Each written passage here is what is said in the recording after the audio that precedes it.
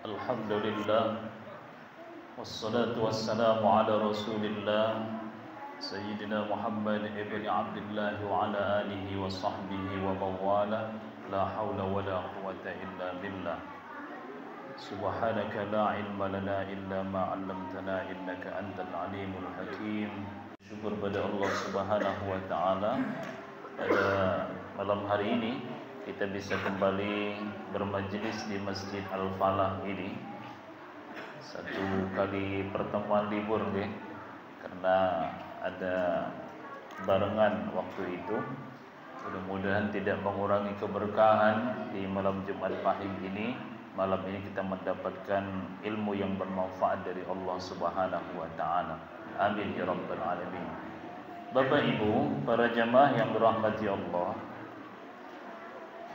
Allah itu menciptakan kita, keadaannya itu berbeda-beda. Berbeda itu bukan hanya secara lahiriah, tapi juga secara batin pun kita itu berbeda. Nah, secara lahiriah itu paling tidak panjenengan bisa lihat bahwa manusia itu diciptakan Allah, ada laki-laki, ada perempuan.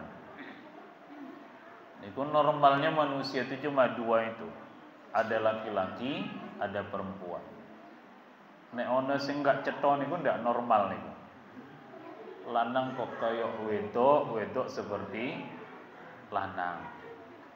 Lalu ternyata juga laki-laki dan perempuan itu secara lahiriah begitu detail Allah itu menciptakannya.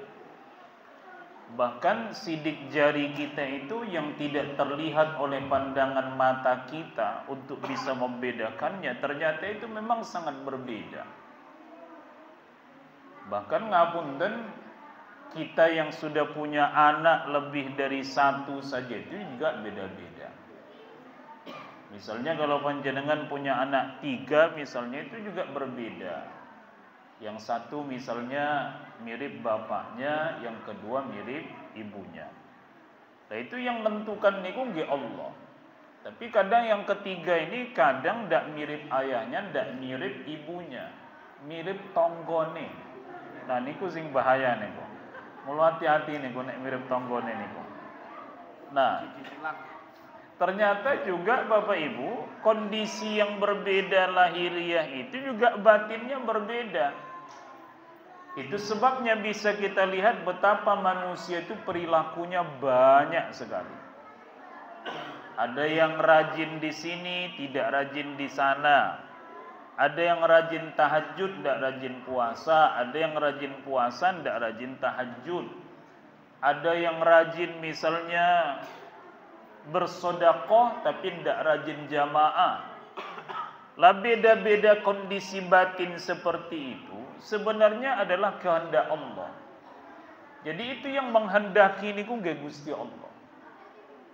Oleh karena itu Allah memberikan jalan bagi kita untuk mendekatinya, itu ternyata juga ada banyak cara yang disiapkan Allah untuk kita manusia ini. Terutama kita umatnya baginda Rasul Muhammad sallallahu alaihi wasallam ini. Nah itu sebabnya misalnya disebutkan di dalam Al-Quran itu, wa ma taf'alu min khairin fa innallaha bihi alim. Apa saja yang engkau kerjakan dari kebaikan itu, sesungguhnya Allah itu maha mengetahuinya. Jadi Allah itu gunakan kalimatnya itu alimun, maha mengetahui Allah itu. Artinya apa? Allah itu tidak hanya sekedar tahu ketika panjenengan datang ke masjid. Allah tidak hanya sekedar tahu ketika panjenengan memberikan sedekah. Allah itu tidak hanya sekedar mengetahui ketika panjenengan membaca Al-Quran, tapi Allah juga mengetahui ketika jenengan datang ke masjid niku, niat panjenengan niku nopo. Lintasan hati kita itu isinya apa? Jenengan sedekah niku lintasan hatinya itu apa? Jenengan membaca Quran itu lintasan hatinya itu apa? Niku nggih diketahui Allah. Makanya Bapak Ibu sekalian harus dipahami, jangan sampai niat kita di dalam beramal itu kecuali untuk mencari ridho Allah. Jadi itu harus ditanamkan itu. Mengapa demikian? Karena Allah itu katakan begini, man amila shalihan falinafsi, barang siapa yang beramal soleh, mesti amal solehnya itu kembali kepada dirinya. Amal soleh niku ketika amal baik itu ditunaikan, diniati mencari ridho Allah. Jadi kalau sekadar amal baik niku ya banyak, tapi menjadi amal soleh dia kalau ketika kita mengamalkan itu diniati mencari ridho Allah. Jadi kalau Bapak Ibu ngapunten beramal soleh, ada amal kebaikan diniati untuk mencari ridho Allah, nek jenengan paham bahwasanya itu akan kembali kepada diri panjenengan piyambak, itu jenengan ndak akan eman-eman beramal niku. Nggak akan eman-eman. Mengapa? Karena panjenengan tahu akan untung itu ya diri kita sendiri. Coba deh Bapak Ibu perhatikan, jenengan sholat niku kira-kira sing untung niku tonggone jenengan apa jenengan piyambak? Ya kita sendiri kan. Jenengan baca Quran niku yang bakal mendapatkan kebahagiaan itu jenengan sendiri apa tetangga dekatnya itu? Ya diri sendiri, bukan orang lain. Artinya apa? Beramal itu sebenarnya untuk diri kita sendiri. Oleh karena itu jangan pernah kemudian tidak mengamalkan amal kebaikan diniati mencari ridho Allah itu walaupun amalnya itu kecil. Jadi jangan nunggu amalnya yang besar-besar saja. Amal sing cilik-cilik niku pun menjadi amal besar kalau niatnya itu mencari ridho Allah. Nah, saya ingin sampaikan beberapa Bapak Ibu sekalian. Kalau ini kan penjelasan secara umum. Jadi secara umum memang seperti itu. Apapun amal kebaikan itu, niscaya Allah mengetahuinya dan itu akan kembali pada diri kita sendiri. Lalu sekarang kita lihat bagaimana baginda Nabi itu menjelaskan kepada kita. Ada riwayat begini. Di dalam riwayat Imam Muslim dari Abi Dzar Al-Ghifari. Kata baginda Nabi, uridat alayya a'malu ummati. Diperlihatkan kepadaku amal-amal umatku, hasanuha wa sayyi'uha, yang baik ataupun yang buruk. Jadi ngapunten Bapak Ibu, amal-amal kita ini itu diperlihatkan kepada baginda Rasul Muhammad sallallahu alaihi wasallam, baik ataupun buruk. Bahkan tidak cuma Nabi Muhammad, Nabi Adam niku yang menjadi leluhur kita itu pun melihatnya. Makanya kan Bapak Ibu ada kisah ketika Nabi Muhammad Mi'raj itu sampai di langit pertama berjumpanya dengan Nabi Adam. Lah Nabi Adam itu ketika melihat ke kanan, beliau itu tersenyum. Ketika melihat ke kiri, Nabi Adam itu menangis. Lah ketika Rasulullah tanya sama Jibril, mengapa kok Adam seperti itu? Kata Jibril, beliau kalau melihat ke kanan itu yang dilihatnya amal-amal kebaikan dari anak cucunya itu. Senang dia. Kalau melihat ke kiri yang dilihatnya itu adalah amal-amal buruk dari anak keturunannya itu. Nangis dia. Jadi kalau panjenengan beramal baik, itu Nabi Adam itu juga ikut tersenyum Bapak Ibu. Tapi kalau panjenengan beramal buruk, maka beliau pun ikut menangis. Karena apa? Karena beliau itu malu. Kok ada anak turunku kok kayak gitu loh maksudnya. Bahkan ngapunten. Yang melihat amal kita itu bukan hanya Nabi Adam, Nabi Muhammad. Bahkan ngapunten, simbah-simbah panjenengan niku le. Bapak ibu panjenengan, keluarga panjenengan yang sudah meninggal dunia itu diperlihatkan amal kita kepada mereka. Makanya kan di Quran itu ada ungkapan Allah bagaimana? I'malu fasayarallahu amalakum wa rasuluhu wal mu'minun. Beramallah kalian, amal kalian itu akan dilihat Allah, dilihat Rasulnya, dilihat orang-orang mukmin. Orang-orang mukmin di situ dijelaskan dalam tafsir Ibnu Katsir itu tidak cuma yang hidup tapi juga yang mati. Makanya beliau mengutip ucapannya Nabi Muhammad riwayat Imam Abu Daud At-Tayalisi itu, inna a'malal ahya tu'radu 'alal amwati minal aqribaikum wal asyairikum fi kuburihim. Jadi kata Nabi, amal-amal kalian yang masih hidup itu diperlihatkan kepada kaum kerabat kalian yang sudah meninggal dunia di alam kuburnya. Kalau mereka lihat lagi ngaji, senang mereka. Kalau yang mereka itu orang-orang yang maksiat, mereka sedih lalu mendoakan, Allahumma alhimhum ayya'malu bi ta'atik. Ya Allah, anugerahi kekuatan pada anak turunku itu supaya mereka taat kepadamu. Jadi Bapak Ibu ngapunten, jenengan malam ini saya seperti ini, kita bareng-bareng ngaji begini, itu dilihat sama simbah-simbah kita itu, mereka senang. Senang mereka. Nek dia lihat kok ono sing ngantuk pojok dewe ini gule, ya toh, ya itu niku nggak senyum-senyum niku mikir saja nang ngaji mau pindah turu. Jadi Bapak Ibu sekalian, niku diperlihatkan kepada mereka. Nah, kembali ke sini kata baginda Nabi, yang baik yang buruk itu diperlihatkan kepada beliau dari amal-amal kita itu. Ini yang penting saya ingin sampaikan. Beliau mengatakan fawajadtu fi mahasini a'maliha. Saya temukan kata baginda Nabi di antara amal-amal baik itu adalah al-azayumatu anit thoriq. Kamu menyingkirkan sesuatu yang berbahaya dari jalan yang sering dilewati banyak orang. Napa niku maksudnya? Di hadis-hadis niku dikatakan kalau jenengan sedang lewat di jalan-jalan niku le Bapak Ibu, walaupun jalan-jalan kampung seperti ini, jenengan lihat ada sesuatu yang membahayakan, kalau orang lewat di situ jenengan singkirkan, niku jadi amal bagi panjenengan. Misalnya apa? Kalau di hadis itu dikatakan lihat duri-durinya dibuang, lihat tulang-tulangnya dibuang. Sekarang apa? Ada batu-batunya disingkirkan. Siapa tahu nanti pas ada bapak ibu yang goes-goes lalu kemudian terlindas jatuh. Itu loh Bapak Ibu. Makanya kalau lewat di jalan niku yang disingkirkan tuh enggak cuma duit 100.000. Jenengan biasanya ngadon toh. Nah, kalau di 100.000 saya yakin jenengan singkirkan niku lebok kayak kantong yang itu loh maksudnya. Jadi Bapak Ibu sekalian, ternyata memang ngambil sesuatu yang bisa membahayakan banyak orang dari jalan itu kalau dia melewati itu jadi pahala. Makanya maksud saya begini, jangan pernah berpikir mendekati Allah itu hanya sekedar panjenengan sholat, tidak juga hanya sekedar baca Quran, walaupun itu amalan-amalan utama.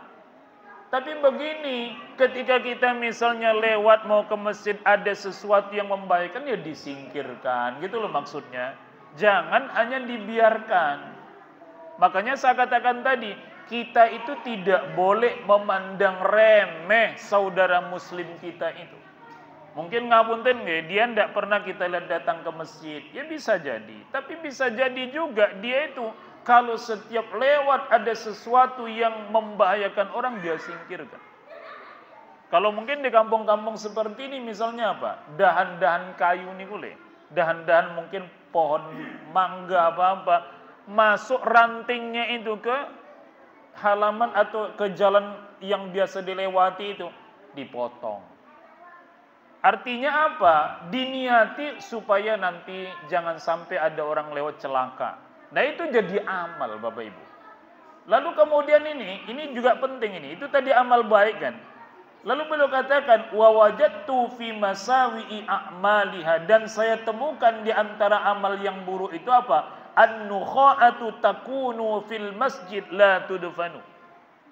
Kata beliau, di antara amal buruk yang aku temukan itu adalah meludah di masjid lalu tidak tidak diuruk, tidak ditimbun.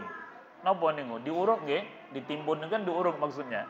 Tidak ditutupi dia. Itu amal buruk niku. Mungkin jenengan sekarang itu ndak bisa melakukan begitu. Ya, karena masjid kita kan beda dengan masjid zaman Nabi. Zaman Nabi ini kok masjid lantainya itu masih pasir semua. Kalau sekarang kan sudah keramik, sudah ada karpetnya begini kan jenengan tidak mungkin meludah. Tapi bagaimana maknanya itu juga termasuk di dalamnya hal terkait dengan masjid. Apa misalnya halaman masjid? Ya, misalnya kalau di sini mungkin di depan situ sedikit masih termasuk bagian dari masjid. Misalnya bagian dari masjid itu begini loh. Nek jenengan misalnya sholat lalu kemudian kebak masjid ini keluar dia, itu bagian yang masih bisa digunakan menjadi tempat sholat itu. Hati-hati, jangan mudah kita meludah. Meludah niku boten namung meludah maksudnya. An-nukha'a itu tidak sekedar meludah. Ada yang memaknai juga meludah dengan mengeluarkan dahak. Mengeluarkan ingus. Jadi kalau lewat halaman masjid manapun misalnya, jangan biasakan meludah di lingkungan masjid, nopo moleh ngeluar ke dahak atau ingus. Maka kalau ke masjid kita muncul keinginan untuk meludah ngeluarkan dahak atau ingus itu, jenengan bisa masuk ke tempat nopo, ke tempat wudu atau ke kamar mandi terus disiram. Gitu loh maksudnya. Jadi itu amal buruk loh Bapak Ibu. Tapi kita tidak sadar kan, seringkali kita menganggap niku remeh mawon. Padahal diperlihatkan oleh Allah kepada baginda Nabi, itu bagian dari amal yang buruk. Makanya ngapunten, saya katakan tadi, kalau kita tidak mengetahui di bentuk amal buruk yang diperlihatkan kepada baginda Nabi itu, seringkali kita yo rajin ke masjid, tapi kita juga rajin membuang ingus di halaman masjid. Gitu loh. Apa artinya? Sholatnya kita dapat pahala, begitu perjalanan di situ kita keluarkan, kita mendapatkan dosa. Itu loh Bapak Ibu. Jadi jangan sampai mengeluarkan dahak atau ingus atau nopo dari ludah itu di sekitar seputaran masjid nih. Ini penting nih. Nah, itu Bapak Ibu. Jadi kan mudah tuh. Artinya apa? Beramal soleh niku tidak hanya seperti ritual-ritual saja. Ada banyak amal yang bisa menjadi amal kebaikan. Nah, Bapak Ibu sekalian, kata baginda Nabi lagi dalam riwayat Imam Muslim, la tahqiranna minal ma'rufi syai'an. Janganlah kamu memandang remeh kebaikan itu, walau antalqa akhaka biwajhin taliq. Sekalipun kamu berjumpa dengan saudara muslimmu itu, kau perlihatkan wajah yang menyenangkan. Wajah yang menyenangkan. Biwajhin taliq niku maknanya itu aslinya itu gini loh. Kalau orang berjumpa dengan kita, kita perlihatkan raut wajah yang tidak menyebabkan dia itu berpikir negatif kepada kita. Makanya sering juga diartikan apa? Senyum. Gitu. Jenengan ngapunten loh Bapak Ibu. Nek ketemu sama tonggone niku senyum sama panjenengan, niku jenengan positif napa negatif pandangannya pada dia? Positif kan? Tidak mungkin negatif niku. Tidak mungkin negatif. Lah kecuali ini ada bapak-bapak ketemu cah wedok ayu lah senyum lah, hati-hati niku. Tapi kalau sekedar senyum yang dimaknai senyum niku ya mesti positif kan. Nah, begini, saya ingin katakan, Nabi itu memerintahkan kita untuk tidak memandang remeh amal kebaikan sekalipun dengan senyum tadi. Itu ada nilainya sebenarnya. Dulu Bapak Ibu saya ceritakan gini. Zaman Nabi itu ada sahabat namanya Abdullah bin Mas'ud. Lah Abdullah bin Mas'ud ini sebenarnya miskin, tapi istrinya kaya. Makanya kita dapatkan riwayat tentang istrinya itu memberi zakat dia kepada suaminya itu. Jadi Abdullah bin Mas'ud itu mendapatkan zakat dari istrinya. Boleh enggak itu? Boleh. Mengapa? Karena suami itu bukan tanggung jawab siapa? Tanggung jawab istri. Tapi suami tidak boleh beri zakat kepada istrinya karena istri itu bukan tanggung jawab karena istri itu tanggung jawab suaminya. Lah Abdullah bin Mas'ud ini Bapak Ibu, ketika masa Nabi itu setiap keluar rumah itu mesti pakai pakaian necis. Necis dia. Artinya rapi. Laniku prasangka orang kepada beliau itu ya menyenangkan. Setiap berjumpa kok senang, setiap berjumpa kok senang.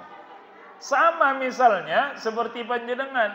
Nek jenengan niku setiap keluar pakaiannya necis gitu misalnya ya. Lalu ada tetangganya itu bilang, mesti wong sugih. Walaupun sakjane ndak sugih banget, tapi dia katakan mesti wong sugih nih. Lo niku Bapak Ibu jadi doa dari dia untuk kita yang kadang ndak dia sadari itu. Makanya kalau misalnya kita itu membuat satu keadaan diri kita itu terlihat rapi, menyenangkan, praduga orang ke kita itu menyenangkan, praduga orang ke kita itu positif, maka menjadi doa bagi kita akan kehidupan yang positif itu. Coba misalnya seperti ibu-ibu, biasanya ibu-ibu, jenengan sering misalnya dibilang tetanggin, jenengan bu enak uripan jenengan. Kira-kira jenengan napa jawab enak ngaten niku? Paling enak apa ngono. Kalau bojoku ngene di apa diceritakan semua. Lo sebenarnya jangan begitu. Kalau dia katakan enak jenengan bu uripnya, alhamdulillah, mudah-mudahan dikabul Allah, enak urip saya, jenengan ngaten mawon. Mengapa sekalipun itu misalnya jenengan lagi punya masalah, itu seakan menjadi doa dari dia untuk kita. Jangan ditolak itu. Itu sebabnya Nabi katakan, kamu perlihatkan wajah tersenyum atau wajah yang menyenangkan ketika berjumpa dengan saudara muslimmu itu. Makanya ngapunten, orang Islam itu seyogianya kalau berjumpa dengan saudara muslimnya itu, raut wajahnya itu ojo ditekuk. Paham betul ditekuk? Kaya dompet akhir bulannya boleh nekak-nekuk, ya. Itu jangan seperti itu karena nanti orang berpikir ketoken duwe masalah niki panjenengan. Mestinya kita tidak punya masalah, tapi dugaan orang kita punya masalah itu juga seolah-olah menjadi doa bagi kita. Itu sebabnya Nabi itu katakan jangan memunculkan persepsi negatif dari orang terhadap kita, supaya persepsi positif itu menjadi doa bagi kita. Itulah Bapak Ibu. Makanya ngapunten seperti tadi saya katakan, seandainya panjenengan tidak hidup dengan kondisi itu, tapi diduga orang panjenengan hidup dengan kondisi yang menyenangkan, yang kaya misalnya, niku jenengan aminkan niku. Jangan pernah ditolak, karena kita tidak pernah tahu kan doa itu datangnya dari yang dikabul Allah itu datangnya dari mulut siapa, kan kita tidak tahu. Ya. Jadi tidak mesti loh seperti kita di sini cuma doa saya kabul, doa jangan ndak, bukan gitu. Bisa jadi doa panjenengan niku sebenarnya ngabi dikabul Allah Subhanahu wa taala. Itu sebabnya minta doa atau ada orang yang kemudian mengatakan unsur kalimatnya itu bisa menjadi berupa doa, diaminkan. Itulah Bapak Ibu. Lah niku. Nah, lalu kemudian ada lagi, saya pilihkan yang mudah-mudah saja. Soalnya angel-angel itu tidak mungkin iso diamal ke. Pilih yang mudah-mudah saja. Lah ini ada ini khusus ibu-ibu ini. Kalimatnya loh ya, tapi maknanya kepada kita semua. Kata baginda Nabi, ya nisa'al muslimat, wahai perempuan-perempuan muslimat, la tahkiranna jaratun li jaratiha. Janganlah seorang tetangga itu meremehkan tetangganya, walau firsina syatin, walaupun tetangganya itu memberimu itu sesuatu yang murah harganya. Misalnya apa dikatakan di sini? Seperti sepotong kaki kambing. Ngapunten. Di Klaten kira-kira sop kaki kambing niku larang apa murah niku? Larang, gitu. Tapi ternyata zaman Nabi, Bapak Ibu, orang kalau dikasih kaki kambing mbok digawe ke sop pun misalnya, niku murah. Murah. Makanya Nabi katakan apa? Kalau kamu dikasih sop kaki kambing misalnya, jangan remehkan. Ya, jangan remehkan. Tapi di sini maknanya secara umum itu bagaimana? Jangan pernah meremehkan kebaikan seorang tetangga kepada tetangganya itu, walaupun yang dia berikan itu sebenarnya nilai harganya itu murah. Jadi Bapak Ibu, nek jenengan dikasih tetangga sesuatu yang murah harganya, jangan jenengan remehkan. Dan kalau panjenengan mau memberi sesuatu kepada tetangga niku, jangan merasa hina disebabkan praduga panjenengan mungkin menurut mereka ini remeh. Itu loh maksudnya itu. Karena apa? Karena tetangga itu kalau memberi kepada kita itu kan niatnya itu untuk bisa menyambung silaturahim. Ya, dia datang misalnya kasih nopo, misalnya kasih sate gitu kan. Nah, nek saiki yo mbomboan niku, bener-bener. Gak bar gue nyileh duit gue mesti. Macam-macam kan kalau sekarang. Tapi maksud saya itu apa? Jangan diremehkan. Jenengan ndak suka, ya ndak apa-apa, mungkin istrinya suka. Istri ndak suka, mungkin suami suka. Istri ndak suka, suami ndak suka, anak mungkin suka. Loh kalau satu keluarga kok ndak suka, ya jenengan keluar ke Klaten sana. Ada banyak orang yang sedang meminta-minta, nek jenengan kasih mesti mereka terima. Itu loh Bapak Ibu.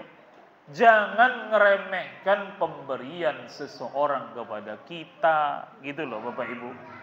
Dulu ngapunten, saya dulu masa kecil saya di Sumatera itu, rumah saya itu kan tidak jauh dari laut. Jadi kalau makan ikan itu biasa. Nah, kulina ya toh. Nah, tapi kalau misalnya orang motong ayam, masak gulai ayam, kalau di sana itu modelnya begitu, gulai ayam niku, mewah niku. Lah itu kalau saya masa kecil saya dulu, itu tetangga-tetangga itu kalau misalnya ada yang potong ayam, niku paling tidak 3 rumah tetangga itu diberi. Dikasih kuahnya, kemudian disiwir apa? Dagingnya itu dibagikan. Walaupun dagingnya sedikit, kuahnya banyak. Itu dikasih niku, tetangga-tetangga niku. Lah nanti kalau misalnya mereka berbuat begitu juga, mereka juga ngasih kita. Dulu saya masuk Klaten ini tahun 2004. Klaten itu juga sama pada waktu itu. Di tempat saya itu dulu kalau ngaji dari rumah ke rumah, itu biasa kalau belum pengajian itu dimulai itu tetangga itu datang ngantarkan makanan, monggo Pak, monggo Bu, nyicipi. Apa toh? Dulu saiki kok yo hilang. Ndak ada. Wong saya yang guru ngaji ora dikei apa-apa. Masya Allah saya bilang. Ya ndak tahu saya kenapa kok bisa begitu gitu loh. Hilang sekarang ndak ada, ndak ngerti saya kok bisa seperti itu. Padahal Nabi itu seperti itu, katakan apa? Itu termasuk amal kebaikan. Bahkan kan Nabi bilang tuh apa? Kalau masak itu banyakkan kuahnya, bagikan ke tetangga. Makanya ibu-ibu besok bagi nek masak kuahnya diakehe. Bagi ke tonggone niku. Mereka nompo-nompo boten niku. Ki kuah apa ngene iki. Tapi maksud saya itu apa? Jangan pernah ngeremehkan gitu loh.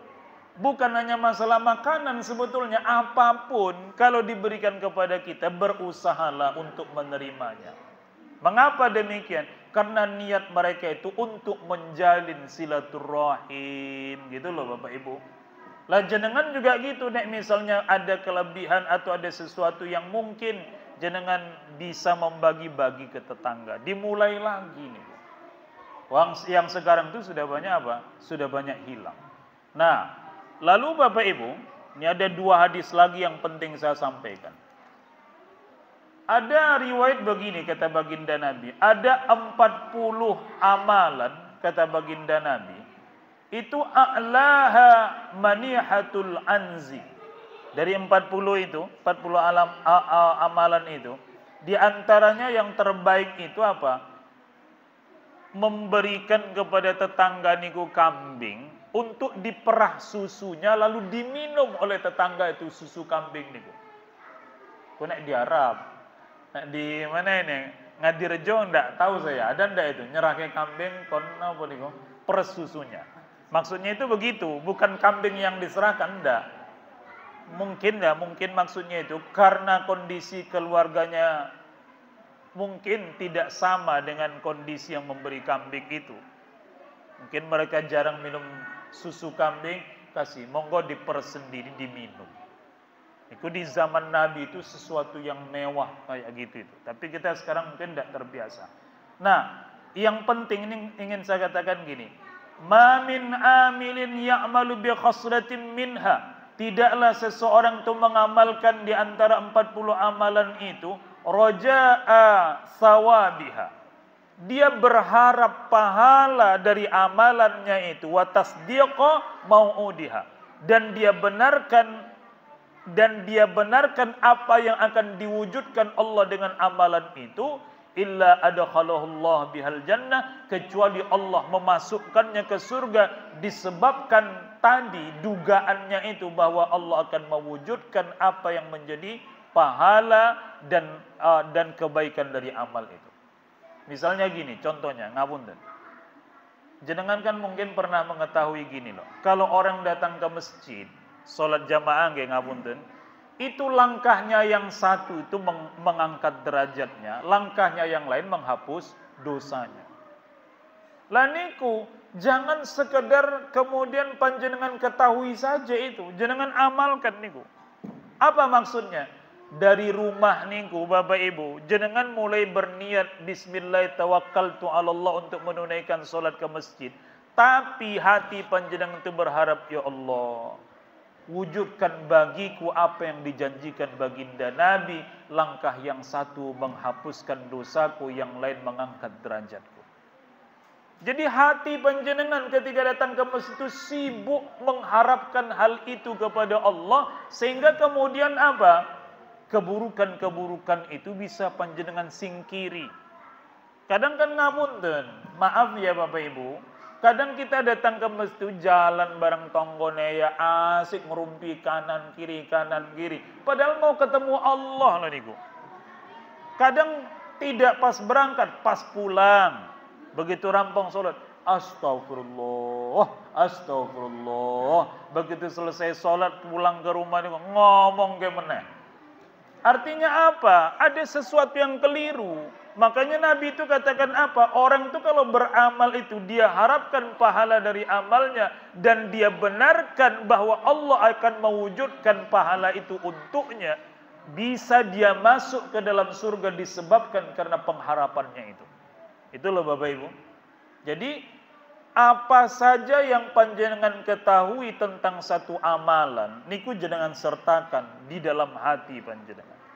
Makanya kan beramal niku bukan namung zahirnya lahiriahnya, tapi juga apa? Batiniahnya. Itu loh. Lah bagaimana kok kita bisa tahu itu? Yang ngaji. Memang harus ngaji niku. Nek boten ngaji jenengan ndak akan paham niku. Karena ternyata memang Bapak Ibu Nabi Muhammad niku ngajari ibadah niku boten namung lahiriahnya. Sak batin-batinnya itu ada pelajarannya. Tapi kan kita seringkali tidak mendapatkan itu. Sebenarnya terlintas, tidak disebutkan secara langsung pada hadis-hadis Nabi itu. Tapi makna itu nanti akan terkupas kalau kita memahami bahasanya itu. Itu loh Bapak Ibu nggih. Termasuk ngapunten. Jenengan maaf ketika napa niku? Ketika berwudu. Kan asyhadu an la ilaha illallah wa la syarikalah wa asyhadu anna Muhammadan abduhu wa rasuluh. Itu kata baginda Nabi, dibuka Allah 8 pintu surga bagi orang yang mengamalkan itu. Dia boleh masuk dari arah pintu berapapun. Lo niku nek jenengan selesai wudu, baca doa itu, hati panjenengan tuh jangan diam. Berharaplah pada Allah, ya Allah, wujudkan apa yang dijanjikan Nabi itu untukku, ya Allah. Itu loh Bapak Ibu. Jadi amalan-amalan itu supaya batiniahnya itu ada, harus diketahui apa sisi-sisi yang disebutkan dalam fadilah-fadilah dari amal itu yang perlu diketahui. Dan untuk tahu tentang itu tentu harus apa? Ngaji. Nah, yang terakhir malam hari ini. Terakhir, mudah tuh ya yang saya sampaikan ini. Mudah, enggak ono sing angel. Sing angel nglakoni. Nah, mudahnya mudah.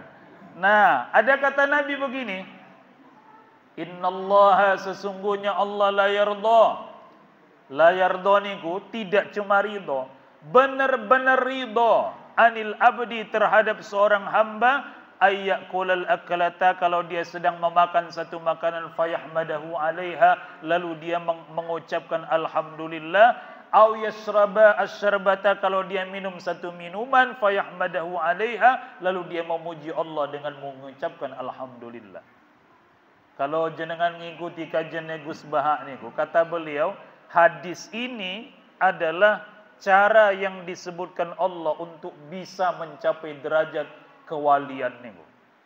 Waliullah niku orang yang sangat diridhoi Allah. Gitu loh.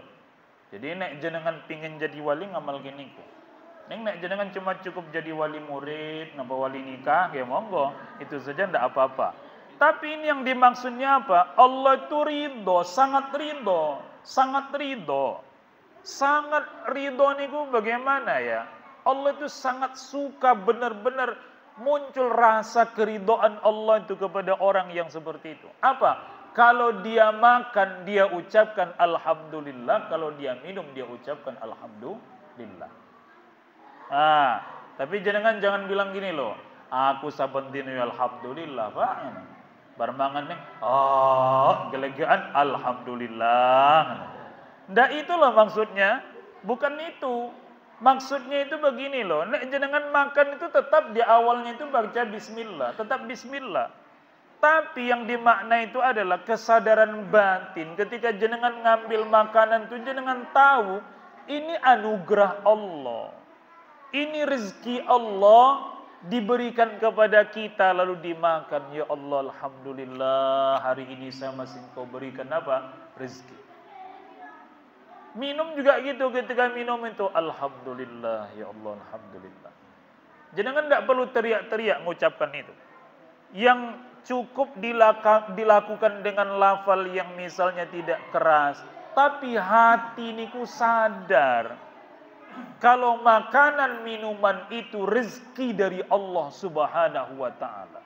Coba deh, jujur nggih Bapak Ibu, jenengan pas jajan niku, jenengan makan niku, jenengan sadar ndak tuh waktu itu jenengan sedang memakan rezeki dari Allah? Iya. Jarang loh itu, mesti kita cuma enak ra, enak. Yang ngertinya itu ya cuma enak itu, tapi dia lupa ini rezeki dari Allah, gitu loh.